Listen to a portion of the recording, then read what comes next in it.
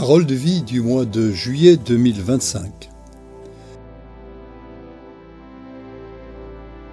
Mais un Samaritain qui était en voyage arriva près de l'homme. Il le vit et fut pris de pitié. Dans l'Évangile selon saint Luc, au chapitre 10, verset 33. Martine est dans une rame de métro d'une grande ville européenne. Tous les passagers sont concentrés sur leur téléphone portable. Elle s'interroge. Mais ne sommes-nous plus capables de nous regarder dans les yeux ? C'est une expérience courante, surtout dans les sociétés riches en biens matériels, mais de plus en plus pauvres en relations humaines.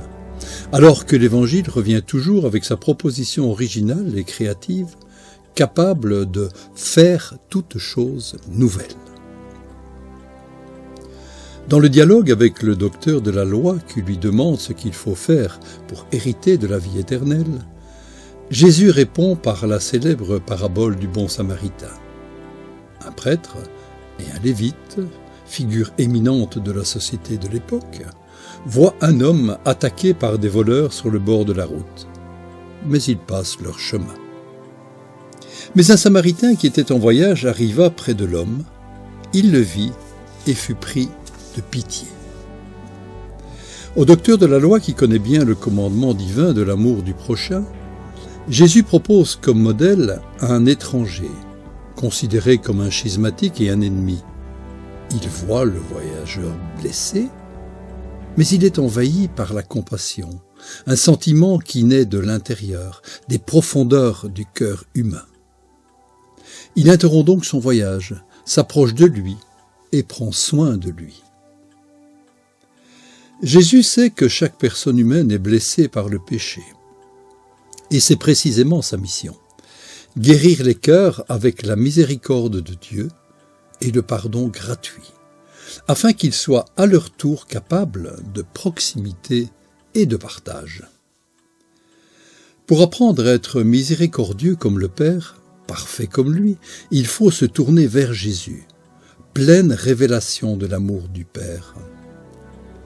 L'amour est la valeur absolue qui donne sens à tout le reste, qui trouve sa plus haute expression dans la miséricorde. La miséricorde qui nous aide à voir les personnes avec lesquelles nous vivons chaque jour en famille, à l'école, au travail, sans nous souvenir de leurs fautes, de leurs erreurs, qui nous fait non pas juger, mais pardonner les torts que nous avons subis, et même jusqu'à les oublier. Mais un Samaritain qui était en voyage arriva près de l'homme, il le vit et fut pris de pitié. La réponse finale et décisive s'exprime dans une invitation claire. Allez et faites de même.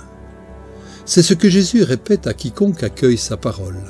Se faire proche en prenant l'initiative de toucher les blessures des personnes rencontrées chaque jour sur les routes de la vie. Pour vivre la proximité évangélique, demandons d'abord à Jésus de nous guérir de la cécité des préjugés et de l'indifférence qui nous empêchent de voir au-delà de nous-mêmes. Ensuite, apprenons du Samaritain cette capacité de compassion qui le pousse à mettre sa propre vie en jeu.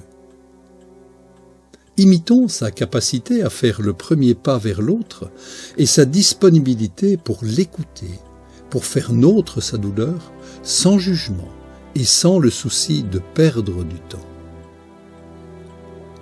C'est l'expérience d'une jeune Coréenne qui raconte ceci. « J'ai essayé d'aider un adolescent qui n'était pas de ma culture et que je ne connaissais pas bien. Pourtant, même si je ne savais ni quoi ni comment faire, j'ai eu le courage d'essayer. Et, à ma grande surprise, j'ai découvert qu'en offrant cette aide, je me suis trouvé guéri de mes blessures intérieures. » Cette parole est une clé d'or pour mettre en œuvre l'humanisme chrétien. Elle nous fait prendre davantage conscience de notre humanité commune dans laquelle se reflète l'image de Dieu. Elle nous invite à aller au-delà de la proximité seulement physique et culturelle. Il devient alors possible d'élargir les frontières pour arriver à tous et redécouvrir les fondements mêmes de la vie sociale.